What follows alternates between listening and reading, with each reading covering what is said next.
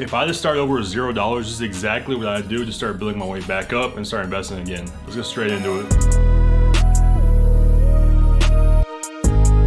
The first thing I do is be real with myself. The biggest thing I see when people ask me for advice or ask me for tips or like want to get into investing, you guys aren't real with yourself. You guys expect to make, quick money, fast results, and change your life in a year. I've been doing this personally for 6+ years, actually like 7 or 8 now at this point in time. I started investing my money when I was 18, 19, obviously smaller amounts compared to what we're doing now. I've been doing this for a long time. Some of you guys hit me up expecting to make fast cash in less than 1 year. In trading, more so investing is a long-term process. So if you guys come into this whole investing thing with the short-term mindset and you guys aren't real with yourself and gonna stick to a plan, stick to a strategy, and stick to what works, you guys aren't gonna have success, especially when it comes to things like investing.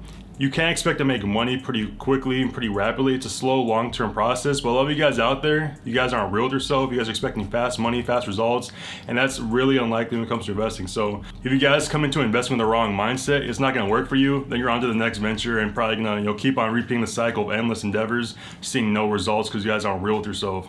Especially one thing for me that really keeps me disciplined and sticking to my word, especially going back to high school, college, my early on days, my 20s. One thing that really annoyed me was when people would hit me up and they'd always fall back on the word. They wouldn't stick to the word. So that's why it's something for me. If people ask me to do something, ask me for help, ask me for advice, if I say yes or no, it's a solid answer. I'm not gonna go back and forth, oh, maybe I might do this, I might do that. If you guys hit me up to do anything, you guys get a solid yes or no answer, I'm gonna be there regardless of what comes up. Obviously life happens, things change, but if you're consistently, just flaky in general and don't stand in your words, I'm already looking at you like you aren't serious about what you say, and you're probably not gonna follow through with something as serious as investing. I mean, think about it. If you can't even figure out if you want to hang out or do something, get food, and you're always going back and forth being flaky, how do you think you're going to be able to stick to an investing plan that's a long-term 10, 20, 30-year journey if you can't even make your mind up about getting food with some of your friends? Just put that in perspective. So if you guys made it past the first step and keeping it real with yourself, the second thing I do is get a job. When I was 17, about to graduate high school, a month before I graduated, I got a job at Kroger making $9.57. And I was working at Kroger from 2016 up until January 2024. I was there literally 8 years. Obviously the last few years while I was there, I took my hours back pretty drastically because I was making almost double and triple the amount in the market, and with option drops and with Tyler building that business up. But if you guys don't have a job, no solid source of income, I really don't understand how you expect to make money and grow your net worth starting from $0. Even before I really got into the market and started investing lots of my money, the bare minimum thing I did each week, granted, I was making $9.57 like I mentioned when I first started in Kroger, but I was taking $100 from each check and just putting it in my savings account for the first couple of years up until 2017, 2018, when I had enough money saved up to start maxing out some retirement accounts. So before I even knew about all these things, all these cool habits, I was already initially just taking literally half my paycheck at the time and just setting that aside, saving my money and trying to stack up my bread for different things. Now again, some of you guys may be in different positions. You may have families, you may have mortgages, so you have to find your own way around it. Now if you have a family, you'll have more expenses. This may not apply to you as much, but again, I'm just going back to if I lost everything today and went back to $0, this is what I do. And following up on that, I would try to keep my expenses as low as possible. Again, some of you guys may not have the luxury to do so, but again, first thing I would do, not buy a car. Even now that my car is paid off, I paid it off in 2022, I still regret buying my car because I could have had a paid off car. Obviously it was a 2000 Honda Accord, may have had some mechanical issues, stuff like that. But I decided for whatever reason to take on a $20,000 car loan when I was making $30,000 a year. Obviously at the time, I wasn't really thinking too much about it. I can afford these car payments. But then a year into that car loan, I'm wow, I have another 4 months on this car loan. Each week, this is really taking up at least one of my checks each week from Kroger just to go pay off this car loan that I really didn't even need in the first place because my first car was fully functional. So I keep my expenses as low as possible and try not to spend too much money on things you don't need. Now everyone likes cars, everyone likes cool things, but I'm not taking on any high interest debt if I'm starting from zero. I'm just keeping my expenses as low as possible and trying to build something from that. And this really just goes back to starting to build good habits and consistency. Like I mentioned earlier, I was setting aside $100 from each paycheck, every week from Kroger, and I just got to that point where I had $10,000 saved up, and then it got to the point where I had so much money saved up I could start investing my money into a Roth IRA, a taxable broker. I could do some cool stuff. So that's why staying consistent and being disciplined is the biggest thing, and why getting a job will also get you there. If you have to go clock in for a shift every day and become disciplined and be consistent with something, that's only going to hopefully benefit you in your investing journey, because if you're doing the same thing every week, every day at your job, this will probably hopefully reflect in your investment portfolio, and that will show consistency and show growth, because hopefully at your job too, you get raises. By the time I left Kroger, I was making $25 an hour, starting from $9. Obviously inflation, stuff like that impacts it, but I just worked hard there, stay consistent, and before you know it, moved across the country. And this is probably the most important thing for me, is stay away from high interest credit card debt or debt in general. For me, I have about like 20 credit cards, but you know what the balance is for all of those? $0.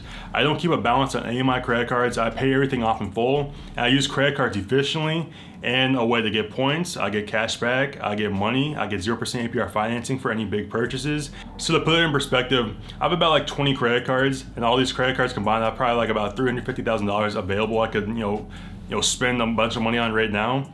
But because I'm responsible, I'm disciplined, and I pay off all my cards in full, I don't think I've ever had to pay a cent in credit card interest, and that's really been beneficial to me. I see all these crazy TikToks, people who have like, thousands of dollars in credit card debt. They're paying hundreds of dollars in interest each month, and that's just gonna set them back for years, if not decades. So especially if you're in that position where you have high interest debt or credit card debt, student loan debt. Again, there's a way you can arbitrage, low interest debt like student loans. A different subject I can cover in a different video. Again, I never took on student loans personally. I just, cash flowed it throughout my years. So avoid consumer debt as much as possible. Obviously, everyone needs vehicles, emergencies come up, but like for me, I paid off my car, and hopefully, unless I can buy another car in cash, I really plan to never buy another car, because I'm not really a car guy.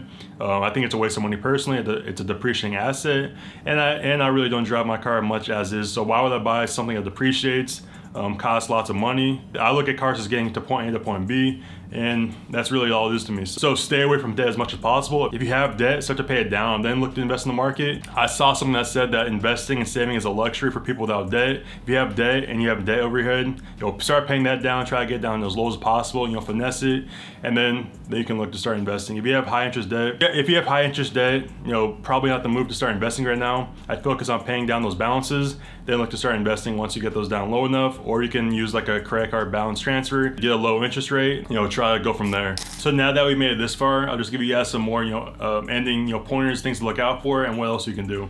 So the first thing being is just try to focus on increasing your income. When I started at Kroger, I was making $9.57, but when I left up here in January 2024, I was making $25 an hour. So yes, lots of that came down to inflation, stuff like that, raises. But if you're at a career, just try to stick at it, maybe job hop every couple of years, start making more money. But you just need to focus on increasing your income and building that up so you guys can have more money to invest in the market, and hopefully try to max out all of your retirement accounts. And obviously, I can only emphasize so much, continue to have no high interest debt. Debt is gonna be the killer for your gains in your portfolio. And if you guys don't get a grip on your high interest debt, that's gonna set you back years, if not decades, if you can't control your spending and you have no discipline in your life, and you just keep on swiping your card, even though you can't afford that purchase you're making. And one more big thing to try to avoid lifestyle inflation. Now, I know it can be difficult with apps like Instagram, TikTok. You always see people flexing their lifestyle. One thing to remember is it's highly unlikely that people would post a low light film of themselves on their own Instagram profile. Instagram, TikTok, YouTube, they're all highlight reels. So why would someone post something negative that makes them look bad in front of the internet, the whole world to see? So just try to keep that in mind. Who's to say that lots of these people you see, flexing their lifestyle aren't in high interest debt themselves, and they're just trying to make money, flexing a lifestyle they can't really afford or can't really afford to live. Now, for me, like I said, you guys can take it at face value. If I have zero credit card debt, I have no auto loans, I'm just kind of living out here, just paying rent, to be honest. Because I knew for a fact if I had high interest debt, I wasn't gonna be able to do what I'm doing now.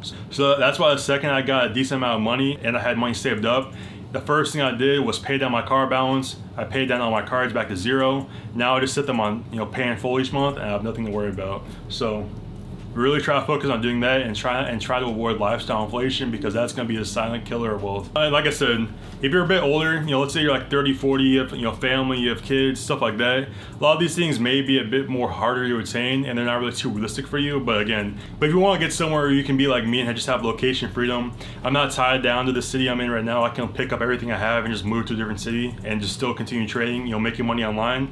That's one big thing to strive for. Lots of these people get stuck at their jobs they don't like. They get stuck in cities they don't like because they don't have location freedom, and that's the only thing they have going for them.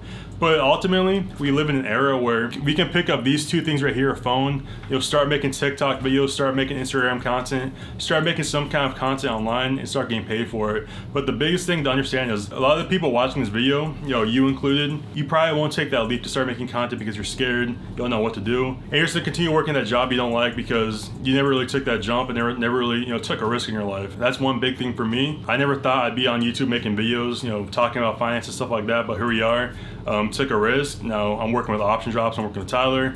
I moved across the country, I have location freedom, and I'm pretty much free in the things that I do. I don't really have to stress about money anymore because I took a risk, it paid off, and now I can live the life that I want to live without being tied down to working at Kroger 5 days a week and trying to stack or starve my money. So that pretty much wraps it up. Those are the exact steps I take about $0 and want to get back to where I'm at right now. Again, I would keep it real with myself. I understand this is not like a 1-year plan. This could take years to develop. For me, in my case, it took about 6-7 years before I really got the ball rolling to where I want to be in life. 2, I will get a job that pays me enough money to do what I want to do. So for me, that was working at Kroger and just stacking up money until I got to the point where I'm at now. I would avoid credit card debt if you're not disciplined and have no self-control.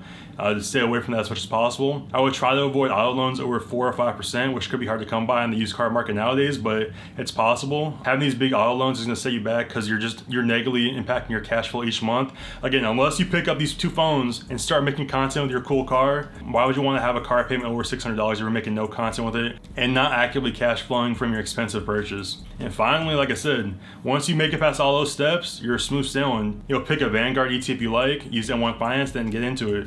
So if you guys found this video beneficial, you learned something from it, you relate to it anyway, drop a like, comment, subscribe, and stay tuned for the next video. Peace.